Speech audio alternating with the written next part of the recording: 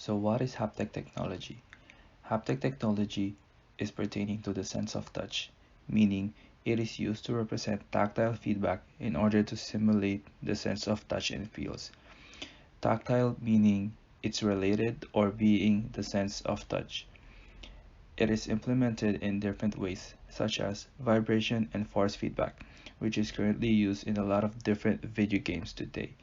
If we are talking about video games, the first implementation of haptic technology is in 1976 by Sega on the game called Motocross, also known as Fonts. In this game, haptic technology is utilized as vibrotactile feedback, meaning relating or involving the perception of vibration through touch. Vibrotactile feedback as players will feel a vibration or rumble once they crash into each other. To show how far haptic technology have come, in 2010, a haptic lab in University of Pennsylvania developed a tactical gaming vest that can simulate the feeling of being shot, stabbed, sliced, and even the blood flow sensations. The vest can also provide sensation for regular movements such as kicks and punches.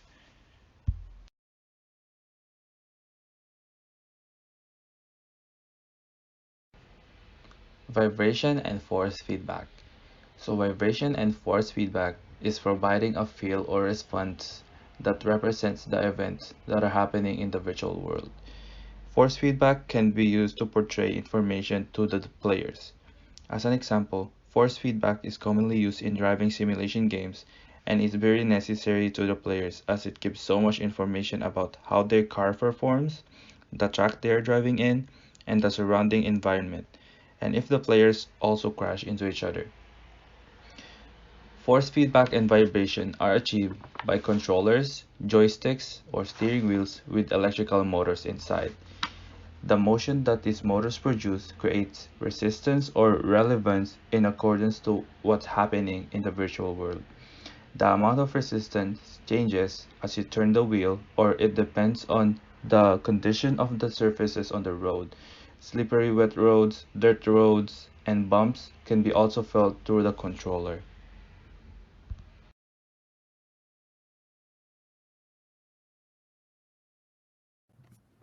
In this section, we're going to talk about the common uses of haptic technology in our daily lives and their developments.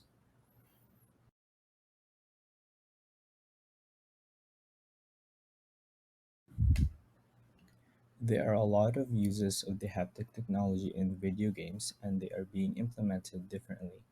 A lot of genres, or almost every genre of video games, uses said technology. They do this by implementing the technology to their hardwares or controllers. This is to improve or enhance the immersion experience of the game being played. A strong example would be the use of the haptic technology in various fighting games such as the Tekken series, Mortal Kombat, Street Fighter, and so on. It simulates the punches, kicks, and various attacks that are being thrown by you or your enemy. Shooting games do the same trick used on fighting games, though with the new PS5 they introduced the new adaptive trigger for different guns in various games, specifically on Call of Duty Cold War. The new form of haptic feedback gives different feedbacks from various guns, though I doubt that a lot of people are going to enable this function whenever they're playing multiplayer due to the tendency that it'll affect their accuracy. VR related or VR capable games is also a big factor when it comes to using haptic feedback. They have implemented this technology to almost all their gears or hardwares. They even created various hardwares just for this technology, such as the haptic vest. This lets you feel the bullets, for example, when you're getting shot from the game. Or, of course, this has been optimized to also work on different genres such as fighting games, racing games, and so on. Racing simulators, on the other hand, is a bit different from the previous mentioned genres. The implementation is rather important and technical. After all, it's a simulation game.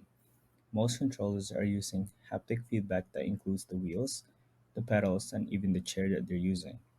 The haptic feedback is intricate due to having different tracks and intensity of the courses. Mobile gaming is rather simple and and it introduces simple vibration coming from actuators inside our phones.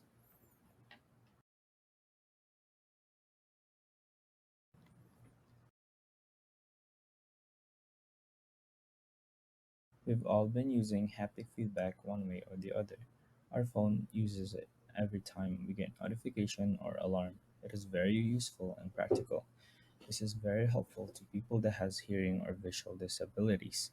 Cars in particular have been adapting this technology as well. Through the recent years, we've all seen cars that uses this particular technology to enhance their safety features. They use it to notify the driver of various dangers such as possible collision, oncoming traffic, or pedestrian, and much more. They've also used it for other safety features such as lane keeping assist and when your pedals are being pressed at the same time when your car is automatic. The military has been also using haptic feedback in the field and in their training. The military uses haptic vests to train their soldiers what it's like being in the field. They use it for medical purposes. Instead of using cadavers or animals, they use this technology to have a better simulation. As an example, they rely on haptic feedback to find blood vessels on their tissues. Another, another use of this in the military is communication. They state that they use this kind of communication to have a better awareness of their surroundings. They would use haptic belts and they would use that to signal where they would advance.